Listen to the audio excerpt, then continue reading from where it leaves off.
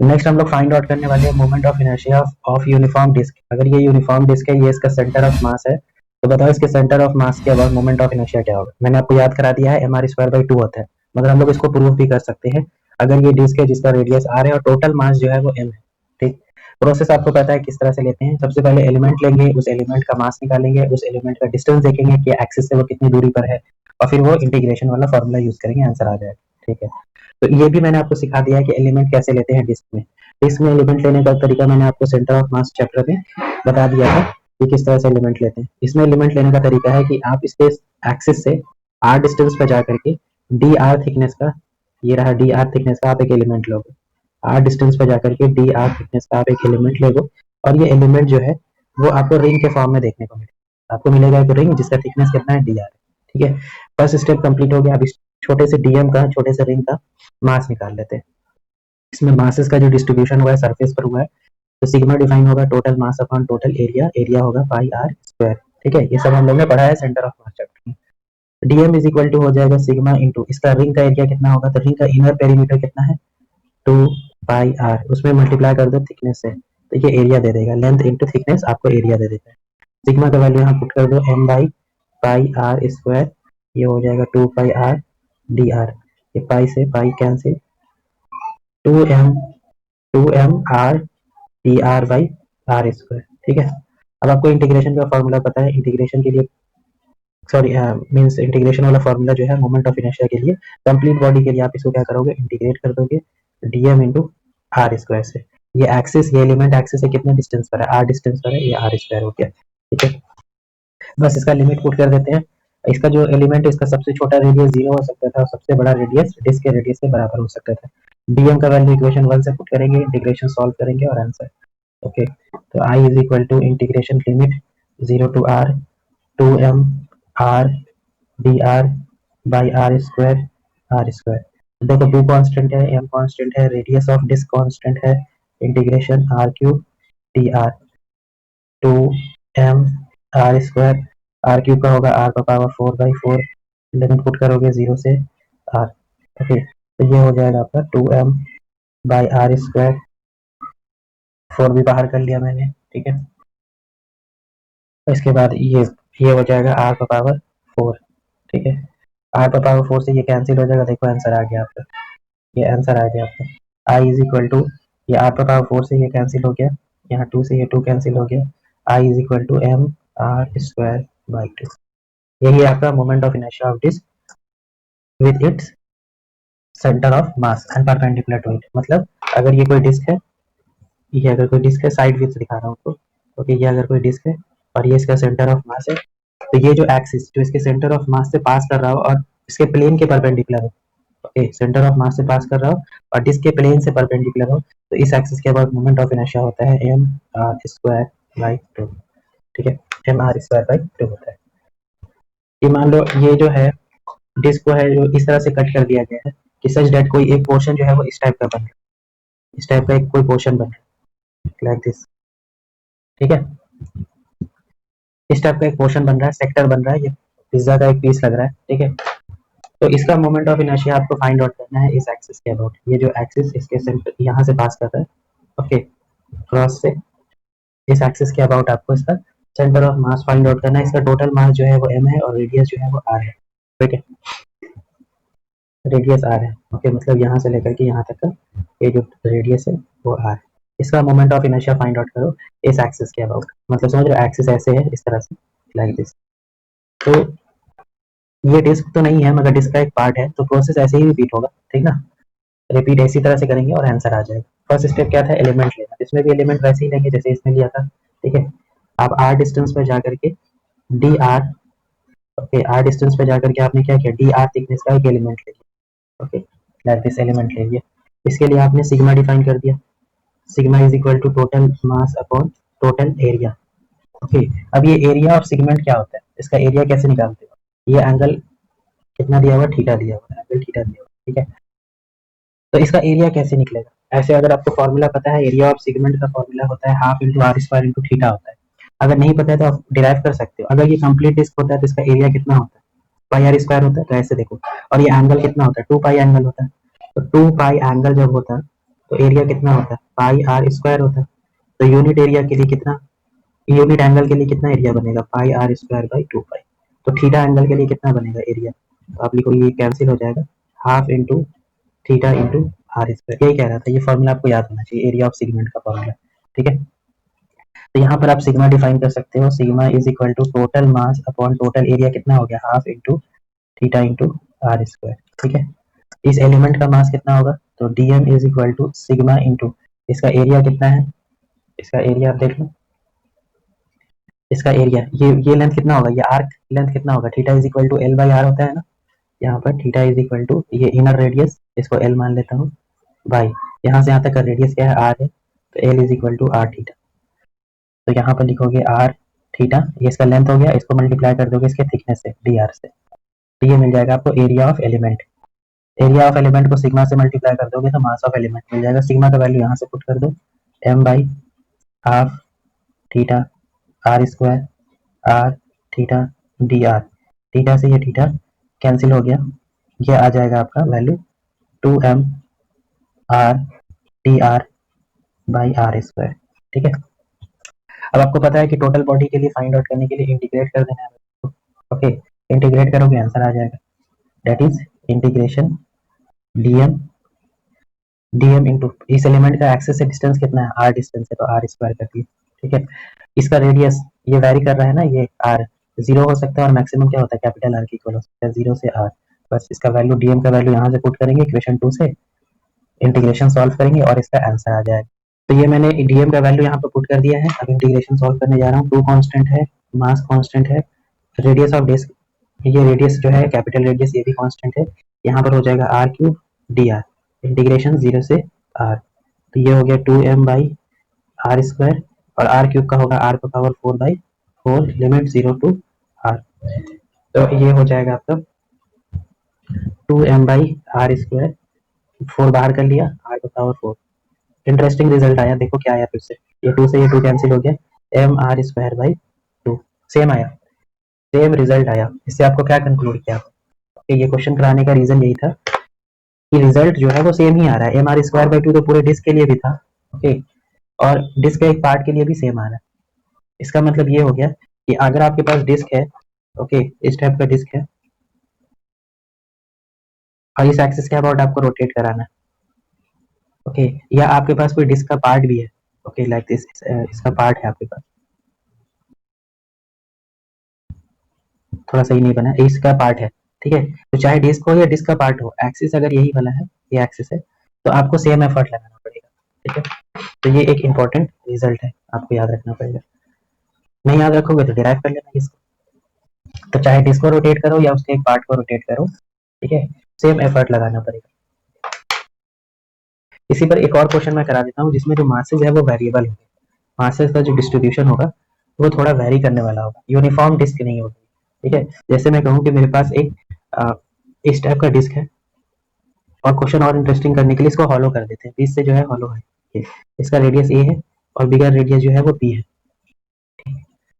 तो आपको ये पोर्शन फिल है, ये जो अंदर वाला पोर्शन है ये पोर्शन फिल है। ठीक है, और इसका आपको moment of inertia find out करना है, इस एक्सिस के अबाउट, ये वाले एक्सिस के अबाउट, लाइक दिस, इस एक्सिस के अबाउट फाइंड आउट करना है, और आपको गिवन है, गिवन में बस यही है, इसका रेडियस ए है, रेडियस बी है, और इसमें जो मासेस का डिस्ट्रीब्यूशन है वो नॉन यूनिफॉर्म है, sigma is equal to sigma not X है, सिग्मा नॉट एक्स केजी पर मीटर स्क्वायर है। तो बताओ इसका मोमेंट ऑफ इनर्शिया क्या है, moment of inertia about this axis, इस एक्सिस के अबाउट क्या होगा। ठीक है, तो आपको पता है कि ये डिस्क है, माना ये डिस्क कंप्लीट नहीं है मगर डिस्क तो है, एलिमेंट वैसे ही लेंगे, आर डिस्टेंस पर जाकर के डी आर थिकनेस का आप एक एलिमेंट ले लो, इस तरह से आर डिस्टेंस पर गए और डी आर थिकनेस का आपने क्या ले लिया, एक एलिमेंट ले लिया, ये डी आर थिकनेस का आपने एक एलिमेंट ले लिया, ये डी आर थिकनेस है, इस एलिमेंट का आपको मास निकाल लेना है, तो D M is equal to, इसके लिए पहले सिग्मा डिफाइन कर लेते हैं, okay, sigma, sigma already given है, सिग्मा नॉट एक्स, ओके, तो डिफाइन करने की ज्यादा जरूरत नहीं है इसमें, तो सिग्मा इंटू इसका एरिया निकालते, इसका एरिया निकालना पड़ेगा आपको, इसका एरिया, इस एलिमेंट का एरिया, इस एलिमेंट का इनर पेरीमीटर कितना है 2πr, उसको मल्टीप्लाई कर दो डी आर, ये आपको मिल गया मास ऑफ एलिमेंट। ठीक है, इंटीग्रेशन का फॉर्मूला यूज करेंगे, moment of inertia for complete body, integrate कर दो डीएम इंटू ये एलिमेंट जो है वो एक एक्सिस से कितने दूरी पर है, r डिस्टेंस पे दूरी पर है, तो r स्क्वायर कर दिया बस। एलिमेंट का लिमिट लोगे तो देखो रेडियस का जो लिमिट है मिनिमम a होगा और मैक्सिमम जो लिमिट है वो b होगा, मतलब a से b तक का आपको इंटीग्रेशन करना है। ओके, तो बस यहाँ पर आप वैल्यू पुट करेंगे और आंसर आ जाएगा। ठीक है, लेमडा नॉट एक्स। ओके, यहाँ पर सिग्मा का वैल्यू जो है वो क्या है, डीएम का वैल्यू यहाँ से पुट करेंगे। यहाँ पर थोड़ा सा चेंज कर लो, यहाँ पर मुझको यहाँ पर एक्स के टर्म में लेना चाहिए था। ये जो एक्स है ना, ये एलिमेंट जो मैंने लिया ना एक्स लेना चाहिए था, आर लिया ना एक्स लेना चाहिए था, इसके टर्म में लेना है। तो DM is equal to sigma pi 2 pi x, 2 pi x d x, 2 pi x d x. Okay, ये डिस्टेंस एक्स स्क्वायर। डीएम का वैल्यू पुट कर रहे हैं sigma 2 pi x d x, d x और यहाँ पर एक्स स्क्वायर। सिग्मा का value जो अकॉर्डिंग टू क्वेश्चन दिया हुआ है lambda not sigma not x 2 pi x d x x square. अब देखो जो कांस्टेंट है उसको बाहर कर लो, सिग्मा नॉट कांस्टेंट है, 2 कांस्टेंट है, पाई कांस्टेंट है। ओके, इंटीग्रेशन एक्स टू 0 से सॉरी ए से बी। देखो यहाँ पर एक्स है और ये एक्स है और यहाँ पर एक्स स्क्वायर है, तो यहाँ पे एक्स क्यूब नहीं होगा, एक्स का पावर 4 होगा, सॉरी फॉर दिस। और ये हो गया डी एक्स। वैल्यू पुट करेंगे सिग्मा नॉट 2 पाई, यहाँ पर लिमिट हो जाएगा ए से बी, लिमिट इंटीग्रेशन सॉल्व करेंगे एक्स का power 5 by 5 A to B. Okay, बस इसको सॉल्व कर लो। कैलकुलेशन था इस क्वेश्चन में, बस फॉर्मेट आपको पता था, बस थोड़ा बहुत कैलकुलेशन में मिस्टेक हो रहा था। सिग्मा 2 पाई बाई 5 बाहर कर लो और यहाँ पर होगा बी का पावर 5 माइनस ए का पावर 5 इज द आंसर। देखो ये नेक्स्ट क्वेश्चन में ये कह रहा है कि एक रॉड है जिसका मास m है और लेंथ जो है वो l है और ये इस एक्सिस के अबाउट थीटा एंगल से इंक्लाइंड है। आपको बताना है इस एक्सिस के अबाउट इस इंक्लाइंड रॉड का मोमेंट ऑफ इनर्शिया क्या होगा। ठीक है, तो देखो कॉन्सेप्ट अगर आपका क्लियर है तो क्वेश्चन चाहे जितना भी ट्रिकी हो, कितना भी घुमा करके क्वेश्चन है आप सॉल्व कर लो, क्योंकि आपको सब कुछ क्लियर है। मोमेंट ऑफ इनर्शिया में रॉड के लिए एलिमेंट कैसे लेते हैं, इसके लिए लेमडा कैसे फाइंड आउट करते हैं, किस तरह से लिमिट सेट करते हैं, एलिमेंट का जो पोजीशन है वो लेते हैं और प्लस इंटीग्रेशन वाला फॉर्मूला जो है moment of inertia for complete body का वो यूज करते हैं। ठीक है, तो आपको सब कुछ पता है कि एलिमेंट इसमें कैसे लिया जाता है रॉड में, एक्स डिस्टेंस पर जाकर dx। ओके, एक्स डिस्टेंस पर गए हम, ओके, और यहाँ पर एक एलिमेंट काट लिया और ये एलिमेंट है dx लेंथ का। ठीक है, फर्स्ट स्टेप कंप्लीट हो गया इसका। फिर नेक्स्ट स्टेप होता है कि इस रॉड के लिए डिफाइन कर दो lambda, lambda is equal to होगा total mass upon total length, ये तो गिवन ही है। ठीक, नेक्स्ट स्टेप होता है कि इसका छोटे से एलिमेंट का छोटा सा मास निकालो, lambda into dx। Okay, lambda into dx, lambda का value m by L dx। Okay, next step होता है इस एलिमेंट का पोजीशन देखो एक्सिस से कितने दूरी पर है, तो ये एक्सिस से कितनी दूरी पर, ये दूरी है ना परपेंडिकुलर डिस्टेंस, ये डिस्टेंस कितना होगा, ये देखो ये डिस्टेंस x है, ये एंगल थीटा है। तो इस ट्रायंगल में देखोगे तो थीटा के सामने वाला साइड कई बार बताया मैंने x साइन थीटा हो जाएगा। तो इसमें जो पोजीशन काम कर रहा है वो x साइन थीटा है। इंटीग्रेशन का formula moment of inertia integration dm into r square. ठीक है, dm का वैल्यू ये रहा m l dx, r इसमें क्या है x sine theta, x sine theta का whole square. Integration limit put करेंगे, इसका लिमिट लिमिट देखो x का जो मिनिमम डिस्टेंस है वो कितना हो सकता था, ये एलिमेंट यहाँ ले लेते तो 0 हो जाता और मैक्सिमम एलिमेंट यहाँ ले सकते थे 0 से कैपिटल L। ओके, जो कांस्टेंट है उसको बाहर करो, m कांस्टेंट है, l कांस्टेंट है, x स्क्वायर वेरी कर रहा है। Okay, sine theta, sign square theta ये भी वेरी नहीं कर रहा, थीटा फिक्स है पूरे रॉड के लिए। ठीक ना, तो इसको भी बाहर कर देना चाहिए था, कर देते हैं। m constant, l constant, sign square theta constant, integration सिर्फ होगा s स्क्वायर dx 0 से l तक के लिए। ओके, इंटीग्रेशन सॉल्व करते हैं, m by L sine square theta, यहाँ हो जाएगा एक्स क्यूब बाई 3, ये हो जाएगा m by 3l sign square theta.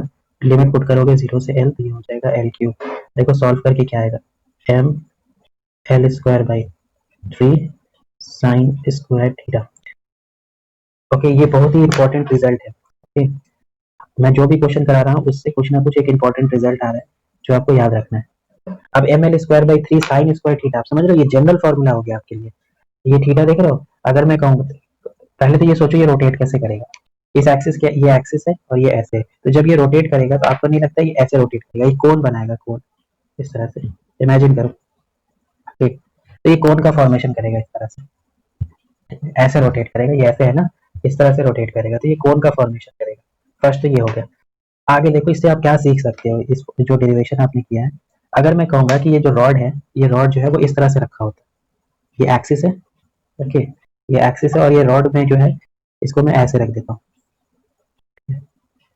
ऐसे रखने का मतलब समझ रहे हो, थीटा आपने कितना ले लिया इसमें, थीटा जो है वो 90 डिग्री हो गया, थीटा कितना हो गया 90 डिग्री, थीटा 90 डिग्री हो गया तो फॉर्मूला कितना हो गया, I is equal to m L square by 3, और साइन 90 क्या होता है 1, okay, m L square by 3, ये किसके अबाउट आया, रॉड के एज के अबाउट, एज के अबाउट कितना होता है, एम एल स्क्वायर बाई 3 होता है। एक याद करो, सेंटर ऑफ मास के अबाउट कितना बताया था, इसके अबाउट, सेंटर ऑफ मास के about M L square by 12 होता है, ओके, सेंटर ऑफ मास के अबाउट, और इसके about M L square by 3 होता है। प्रूफ हो गया, देखो जो मैंने आपसे स्टार्टिंग में पूछा था कि किसी रॉड को जो है इस तरह से रोटेट कराने में कम प्रॉब्लम होता है और इस तरह से रोटेट कराने में ज्यादा प्रॉब्लम होता है, क्योंकि इसके अबाउट मोमेंट ऑफ इनर्शिया है एम एल स्क्वायर बाई 3, ये वैल्यू ज्यादा है ना, तो ज्यादा प्रॉब्लम होगा, और इसके अबाउट कम प्रॉब्लम होगा, इसके अबाउट मोमेंट ऑफ इनर्शिया कम है, एम एल स्क्वायर बाई 12 है, ठीक है, ये प्रूफ हो गया। और ये फॉर्मूला मैं एक और तरीके से प्रूव करूंगा जब हम लोग पढ़ेंगे पैरेलल एक्सिस पर, ठीक है। अच्छा, एक चीज और है, ऐसे भी सोच सकते हो, ये थीटा कुछ भी आप ले सकते हो, 60 डिग्री पे इंक्लाइंड होगा, बहुत ही जनरल फॉर्मूला, ये याद रखो, आपको एग्जाम में हेल्पफुल होगा। इस क्वेश्चन में मैंने क्या किया है, ये जो रॉड है इसके इस सेंटर से बिल्कुल पास कर रहा है, तो आपको बताना है इसका मोमेंट ऑफ इनर्शिया क्या होगा इस एक्सिस के अबाउट। अगर इसका टोटल मास m है और टोटल लेंथ l है, तो ये सिचुएशन और ये सिचुएशन ऑलमोस्ट सेम है, क्योंकि जब ये रोटेट करेगा, ओके, मान लो ये रोटेट कर रहा है इस तरह से, तो जब ये रोटेट करेगा ऐसे रोटेट करेगा, रोटेट करेगा, इसमें जो कोन का फॉर्मेशन होगा, ये यहाँ पर कोन का फॉर्मेशन होगा अपर पोर्शन में भी, और लोअर पोर्शन में भी कोन का फॉर्मेशन होगा, इस तरह से दोनों सिचुएशन ऑलमोस्ट सेम है, ठीक है। तो अभी हम लोग ने पढ़ा है कि ये वाले पार्ट के लिए मोमेंट ऑफ इनर्शिया कितना होता है, ये वाले पार्ट के लिए, सिर्फ ये वाले पार्ट की बात कर रहा हूँ, तो इसके about moment of inertia I1 मानोगे तो ये होता है M L square by 3 sine square theta, तो ये m, देखो ये रॉड का सिर्फ हाफ पोर्शन है इसलिए m नहीं लूंगा, m by 2, length length length भी पूरा नहीं ले सकता हूँ, यहाँ से यहाँ तक लेंथ सिर्फ कितना है l by 2 square, sine square theta कितना कितना बन रहा है वो भी देख लो, थीटा किसके साथ लेना है, एक्सिस के साथ जो एंगल बनता है उसी को थीटा लेना होता है, चलो अच्छी बात है, थीटा यही है, ये हो गया sine square theta divided by 3, divided by 3, ये सॉल्व करके कितना आएगा, M L square sine square theta by ये 4, ये 4 4 टू द 8 24, ये इतना आया।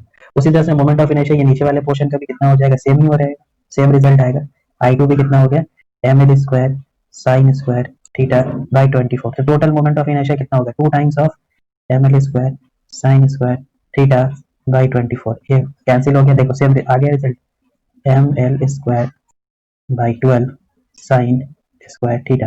अब आप समझो, हर क्वेश्चन से आप कुछ ना कुछ सीख रहे हो, हर क्वेश्चन अपने आप से लिंक हो रहा है, ओके।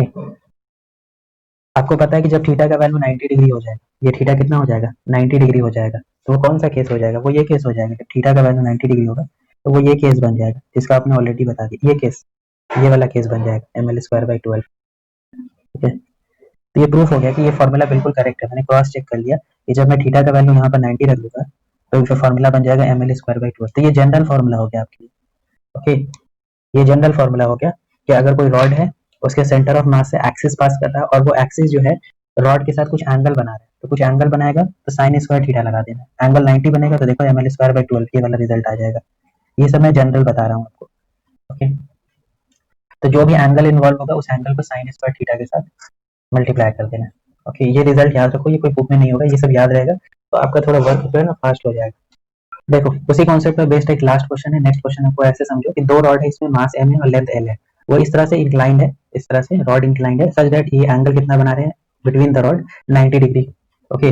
अगर मैं इस कॉम्बिनेशन को इस एक्सिस के अबाउट रोटेट करूं, ये वाले एक्सिस के अबाउट रोटेट करूं, तो बताओ इसका मोमेंट ऑफ इनर्शिया कंप्लीट क्या होगा, ठीक है, मोमेंट ऑफ इनर्शिया कंप्लीट बताना है, क्योंकि आपको ये पता है कि जब ये रोटेट करेगा तो इसका जो कोण है वो कैसे बनेगा, ये ऊपर जाएगा, इसका जो कोण है कुछ इस टाइप से बनेगा, ठीक है, इसका जो कोण है इमेजिन करो कोण इस टाइप से बनेगा।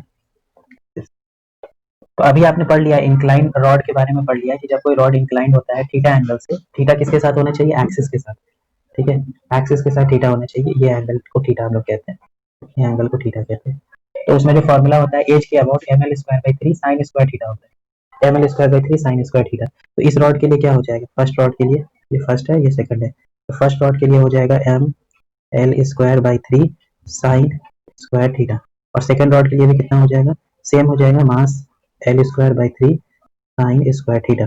Total moment of inertia scalar quantity है, डायरेक्ट ऐड कर दो, I1 प्लस I2, तो ये हो जाएगा ml²/3 2 times sign square theta. अब प्रॉब्लम में थीटा निकाल लेते हैं, थीटा कितना होगा, तो देखो ये 90 डिग्री है, सिमेट्रिकल है, तो ये थीटा 45 हो जाएगा, ठीक है, थीटा जो है वो 45 हो जाएगा, तो sine square 45 degree, 2ml²/3 sine square 45 degree, sine 45 का वैल्यू होता है 1/√2, स्क्वायर करोगे तो 1/2, 2 से 2 कैंसिल हो जाएगा, आंसर आ जाएगा ml²/3। ओके, तो ये कोई फॉर्मूला नहीं है, ये कॉन्सेप्ट है, ठीक ना। अगर मैं आपसे पूछूं कि मेरे पास दो मासेस है, एक 2 kg का मास है और एक 4 kg का मास, और मुझको उन मासेस को जो है एक रॉड के अबाउट, ये जो रॉड है, ये रॉड है, इसके अबाउट जो है वो रोटेट कराना है स्ट्रिंग से, दो मासेस को इस तरह से अटैच करूं, तो मैं आपसे पूछूं कि भारी वाला मास पास में रखना चाहिए, भारी वाला मास दूर रखना चाहिए, मतलब यहाँ पर मैं 2 kg रखूं और 4 kg यहाँ, या 4 kg को पास में रखूं और 2 kg को दूर, मतलब हेवी जो मासेस है वो एक्सिस के पास रखने में ज्यादा इजी होगा मेरे लिए रोटेट कराना, या हेवी मासेस को दूर रख करके रोटेट कराना इजी होगा। यहाँ पर मान लो आपने 4 kg का मास रखा, यहाँ पर 2 kg का मास रखा, ये डिस्टेंस जो है वो 1 मीटर है और ये डिस्टेंस 1 मीटर है, ओके। और सेकंड केस में आपने क्या किया, हेवी जो मास था उसको दूर रख दिया, यहाँ पर 2 kg रखा और यहाँ पर 4 kg को रख दिया, तो दोनों में moment of inertia find out करेंगे हम लोग, ये 2 है और ये 4 kg, डिस्टेंस 1 मीटर, ये डिस्टेंस 1 मीटर, इसमें मोमेंट ऑफ इनर्शिया इसके लिए 4 kg वाले के लिए 4 इंटू डिस्टेंस से कितना एक्सिस से दूरी है r², इसका तो 4 आया, ओके। I2 इसमें कितना आएगा, 2 इंटू एक्सिस से डिस्टेंस देखना होता है, तो एक्सिस से डिस्टेंस देखोगे तो 2 हो जाएगा, 2 का square, 2 to the 4 to the 8 हो गया, टोटल मोमेंट ऑफ इनर्शिया इसमें आ रहा है 12, ओके, 12 kg मीटर स्क्वायर, इसमें टोटल आ गया। और यही फॉर्मूला मैं यहाँ अप्लाई करूंगा, तो यहाँ देखो 2 के लिए लिखोगे 2 इंटू 1 का स्क्वायर प्लस 4 इंटू 2 का स्क्वायर, इस तरह से, तो ये हो जाएगा 2 प्लस 16, ये आया 18,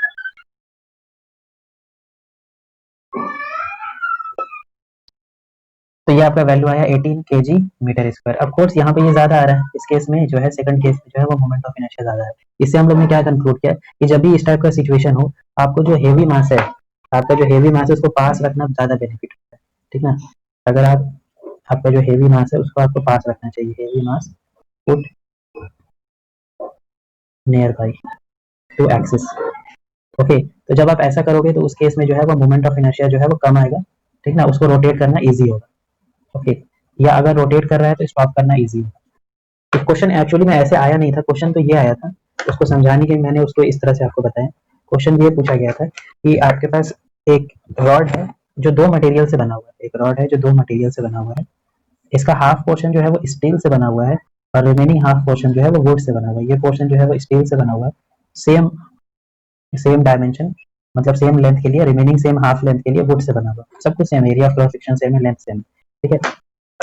पूछ रहा है कि कौन से एक्सिस से रोटेट करना ज्यादा इजी होगा, स्टील वाले एक्सिस के अबाउट IS या वुड वाले एक्सिस के अबाउट, मतलब इजी होगा, मतलब रिलेशन आपको ये बताना है कि IS ग्रेटर देन IW या IS स्मॉलर देन IW, या कोई फर्क नहीं पड़ेगा, that is IS is equal to IW, या आपके पास कोई और आंसर है तो वो बताए, that is none of these.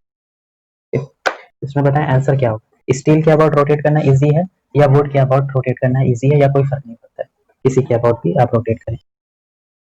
तो सिंपल सा कॉन्सेप्ट है कि ये स्टील जो है अगर डायमेंशन आप सेम रख रहे हैं तो स्टील वाले पोर्शन का मास ज्यादा हो गया और वुड वाले पोर्शन का मास कम हो गया, ये वही सिचुएशन हो गया, ये केजी हेवी मास को पास में रख देंगे और जो हल्का वाला मास है उसको दूर रखेंगे, तो अगर आप ये एक्सिस के अबाउट रोटेट करोगे तो इस एक्सिस के अबाउट मोमेंट ऑफ इनर्शिया कम आएगा, ठीक है।